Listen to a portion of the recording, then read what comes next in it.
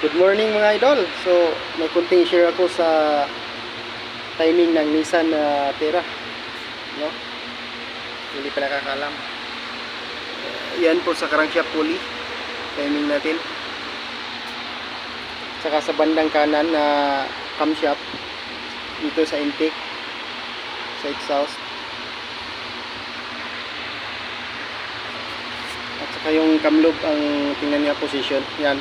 Ito yung number 1 piston, nakatap dead. Ito naman bandang kaliwa, yan. Saka yung running mate niya, yung number 5 yan, nakayuko. Ito po yung camlobe niya.